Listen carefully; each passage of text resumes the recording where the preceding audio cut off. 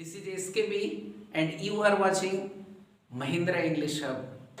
भाई आप लोग के कहने पे मैंने इस चैनल को बनाया है क्योंकि बहुत सारे मेरे जो प्रिय बच्चे थे, दिल के करीब थे, वो हमेशा मेरे को फ़ोन करते थे, सर अभी तो आप खाली यूट्यूब पर क्यों नहीं बनाते हैं। मैंने भी ऐसा किया और इतना प्यार मिला, वाह really I am very very happy. मैं इंग्लिश में भी वीडियो बनाऊंगा, लेकिन चलिए मैं एक बात आपसे शेयर कर दूं कि भाई पिछला मैंने 2 वीडियो अपलोड किया है और इस वीडियो को देखने के बाद जरा सा कमेंट करेंगे, लाइक करेंगे, सब्सक्राइब करेंगे और वीडियो को जितना से जितना ज़्यादा हो सके इससे मोटिवेशन है। तो मैं अब इसी मोटिवेशन के साथ अगला क्लास शुरू करता हूँ। ये मेरा 3rd लेक्चर है और आज मैं पढ़ाने जा रहा हूँ पार्ट्स ऑफ स्पीच। तो पार्ट्स ऑफ स्पीच के बारे में हम लोग बात करते हैं। बाबू जैसा कि आप अच्छी तरीके से जानते हैं कि ग्रामर की शुरुआत 2 तरीके से हम लोग कर सकते हैं, या तो पार्ट्स ऑफ स्पीच से कर सकते हैं या फिर हम वर्ब से कर सकते हैं। वर्ब बोले तो टेंस, क्योंकि टेंस का मतलब ही होता है वर्ब का फॉर्म।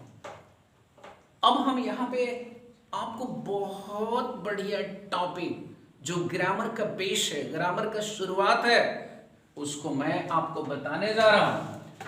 Parts of speech. अब पार्ट्स ऑफ स्पीच क्या है भाई?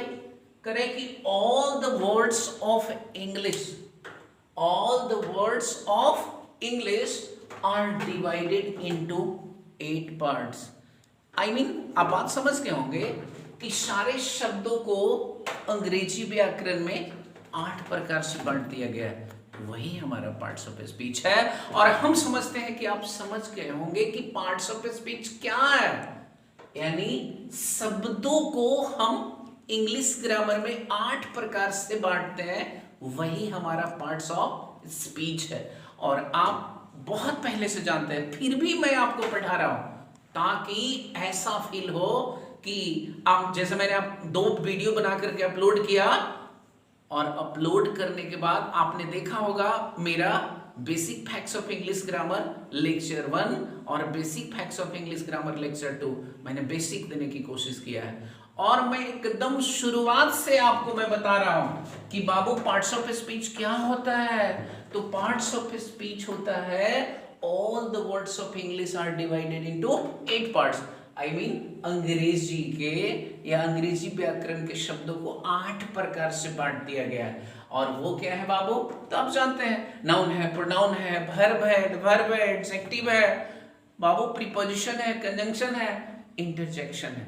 और सबका इंपॉर्टेंट हम लोग पढ़ेंगे और एकदम 0 से लेकर एडवांस लेवल तक हम चलेंगे और कोशिश करेंगे कि आप बेहतरीन तरीके से समझें। अब यहाँ पे देखिए मैंने लिखा नाउन। अब नाउन जो मैं आज शुरू कर रहा हूं बाबू, 0 से एडवांस लेवल तक लेकर के चलूंगा। A noun is the name of person, place, animal, thing, expression, idea and feeling. अब आप सोच रहे होंगे कि हमने तो पहले ये पढ़ा है कि नाउन इज नेमिंग वर्ड। आपने पढ़ा है, आप सोच रहे होंगे कि noun is the name of person, place और थिंग। नहीं बाबू, आगे बहुत कुछ बताना बाकी है। बस इस चैनल पर बने रहिए और इस वीडियो को अंतिम तक देखिए, तभी मजा आएगा, तभी आप समझ पाएंगे। क्यों? क्योंकि मैं आपको देने जा रहा हूं अजब गजब का ट्रिक जो ग्रामर को एकदम आपका या आपके लिए आसान बना देगा। तो बाबू मैंने बताया क्या कि noun is the name of person, place, animal, thing, expression, idea and feeling.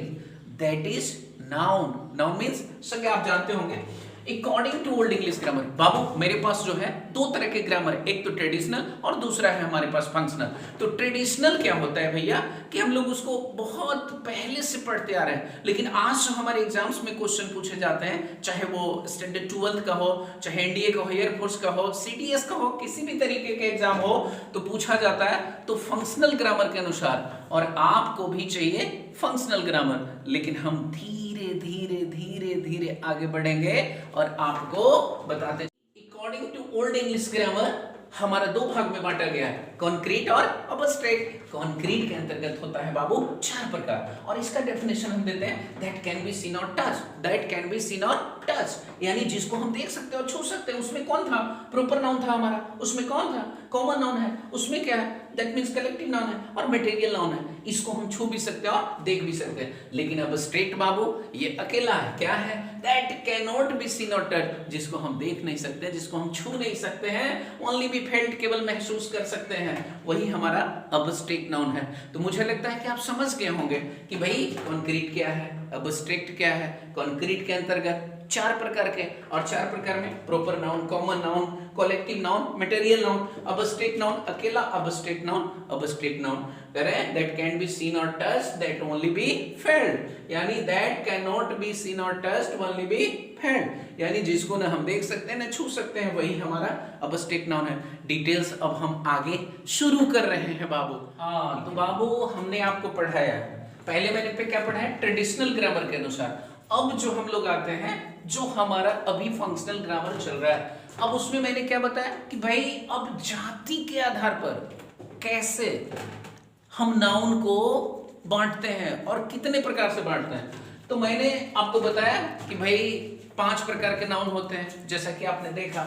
अब पहला जो हमारे पास है वो है आपका प्रोपर नाउन, और एकदम बेहतरीन तरीके से आपको समझाने की कोशिश कर रहे हैं। वैसे नाउन या वैसे नाउन जो किसी को औरों से अलग कर देता है। फिर से एक बार देखिए क्या बाबू, प्रोपर नाउन वैसे नाउन या वैसे नाउन जो किसी को औरों से अलग कर देता है, वही हमारा प्रोपर नाउन है। जैसे एग्जांपल हम कहें राम, कहें श्याम, कहें संडे, ये सब हमारा प्रोपर नाउन का एग्जांपल है। इसकी खासियत क्या है, अब मैंने बताया था आपको कि बाबू 0 लेवल से एडवांस तक लेकर चलना है। प्रॉब्लम किस तरीके से पूछता है, एग्जाम में प्रॉब्लम किस तरीके से देता है, आपको क्या करना है, तो सबसे पहले ये समझना है कि इसका प्रथम अक्षर हमेशा बाबू, इसका प्रथम अक्षर, प्रथम लेटर हमेशा कैपिटल होता है। जरा सा देखिए, अगर राम लिखेंगे तो क्या स्मॉल लेटर में लिखेंगे, नहीं बाबू, ऐसे तो राम नहीं कहीं पे लिखा हुआ देखा होंगे। पटना अगर लिखना है तो PATNA पटना, इस तरीके से तो नहीं लिखा हुआ देखे होंगे।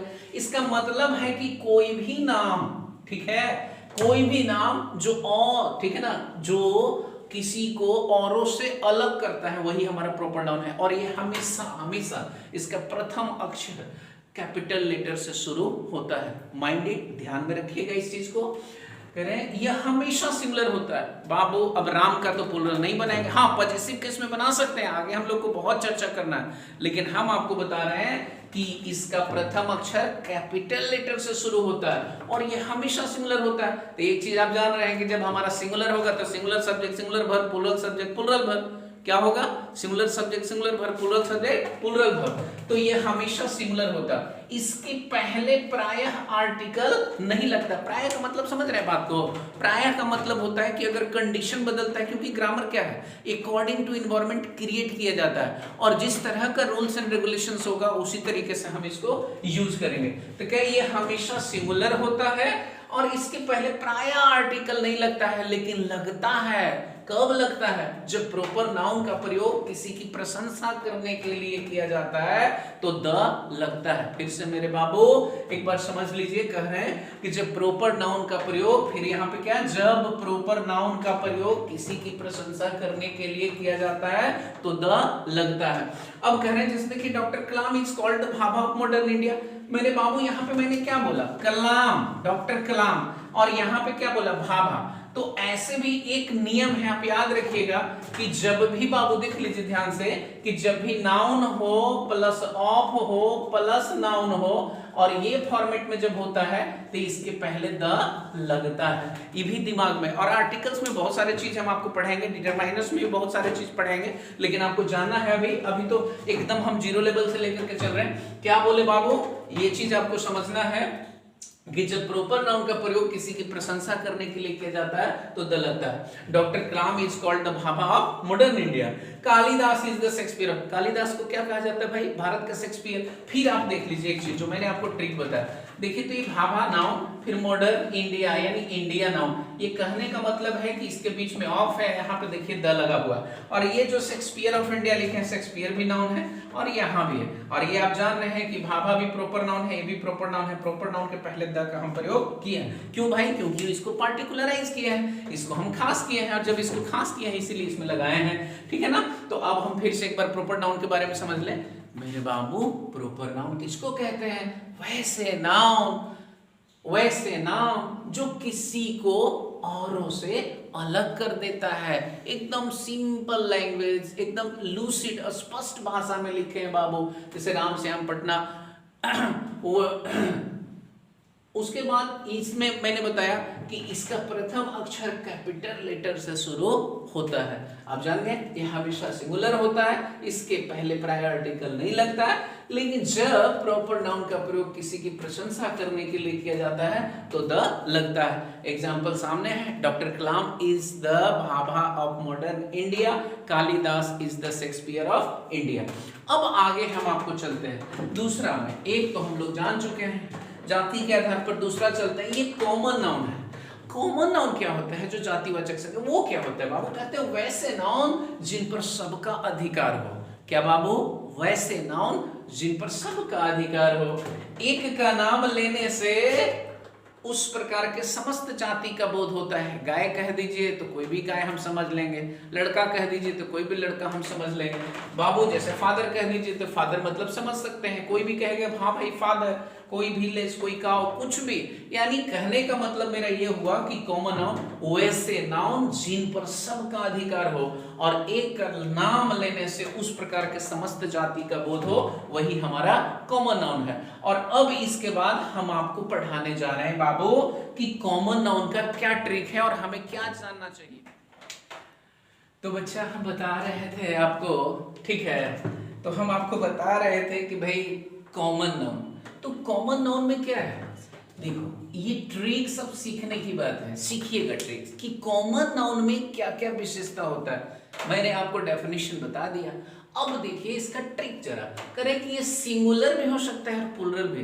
क्या होता है भाई, कॉमन नाउन सिंगुलर भी हो सकता है और प्लुरल भी। कॉमन नाउन सिंगुलर भी हो सकता है और प्लुरल भी। अब ये कह रहे हैं कि जब यह सिंगुलर रहेगा, जब यह सिंगुलर रहेगा अपने पहले द लेगा, लेकिन जब यह प्लुरल होगा द से परहेज करेगा।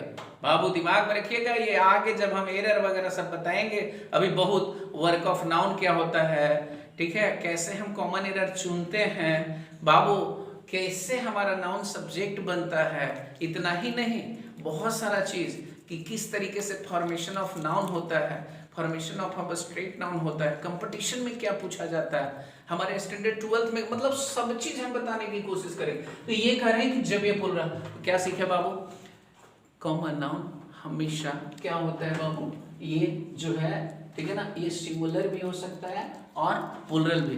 कॉमन नाउन सिंगुलर भी हो सकता है और कॉमन नाउन प्लुरल भी हो सकता है। जब सिंगुलर होगा तो सिंगुलर वर्ब लेगा, प्लुरल होगा तो प्लुरल वर्ब लेगा। सिंगुलर होगा तो अपने पहले द से परहेज करेगा, सॉरी सिंगुलर होगा तो अपने पहले द लेगा, और जब प्लुरल होगा तो अपने पहले द से परहेज करेगा। और आपके सामने ये एग्जांपल मैंने दिया है, द टीचर इज टीचिंग, देख लीजिए टीचर सिंगुलर है बाबू। ये जो है ऑनलाइन क्लास है इसलिए थोड़ा एग्जांपल कम दिए हैं, ठीक है ना, फिर एकदम जब प्रैक्टिस कराएंगे तो पूरा आपको एग्जांपल से प्रैक्टिस करा देंगे। The teacher is teaching, students are reading, students plural है, यहाँ प्लुरल वर्ब दे दिए, टीचर क्या है, टीचर जो है सिंगुलर है इसलिए सिंगुलर वर्ब का प्रयोग कर दिए। अब जरा सा समझिए मटेरियल नाउन। मटेरियल नाउन क्या है बाबू, मटेरियल नाउन कह रहे हैं कि नाम में से वैसे नाम जिनमें ऐसे वस्तु का बोध हो जिन्हें नापा या तौला जा सकता है, किसी, ठीक है, जिनसे किसी दूसरे वस्तु का निर्माण होता है, जिन्हें अलग अलग करके गिनना मुश्किल हो। एकदम बाबू सिंपल वे में मैंने आपको बताने की कोशिश किया है कि नाम में से वैसे नाम जिनमें ऐसे वस्तु का बोध हो जिन्हें नापा या तौला जा सकता है, जिनसे किसी दूसरे वस्तु का निर्माण होता है और अलग अलग करके गिनना मुश्किल है, वही हमारा मटेरियल नाउन है। जैसे गोल्ड, वाटर, सिल्वर, मिल्क। लेकिन इसमें जो आपको ट्रिक है, जो समझने वाली बात है, कहां से प्रॉब्लम पूछता है बाबू, ये हमने आपको ट्रिक को बताने की कोशिश की है। अब जरा सा देखिए इसमें क्या लिखे हैं, ये हमेशा सिंगुलर होता है, फिर से समझने की कोशिश करिएगा बाबू, ये हमेशा सिंगुलर होता है और सिंगुलर भर लेता है। आई मीन मटेरियल नाउन हमेशा सिंगुलर होता है, जबकि कॉमन नाउन में ऐसा कुछ नहीं था। कॉमन नाउन हमारा सिंगुलर भी होता है, प्लुरल होता है, और सिंगुलर होता है तो सिंगुलर, और प्लुरल होता है तो प्लुरल भर लेता है। तो मैंने क्या बताया बाबू, मैंने बताया कि यह हमेशा सिंगुलर होता है और सिंगुलर वर्ब लेता है और इसके पहले प्राय आर्टिकल से बचा जाता है। लेकिन एक चीज आपको याद करना है कि अगर noun plus of plus noun का फॉर्मेट मिल जा रहा है बाबू मटेरियल नाउन में भी, तो हम द से परहेज नहीं करेंगे। तब हम द का प्रयोग करेंगे। अब मैंने लिखा वाटर इज प्रीसियस, तो इसमें कहीं पे कोई प्रॉब्लम नहीं है कि वाटर इज प्रीसियस।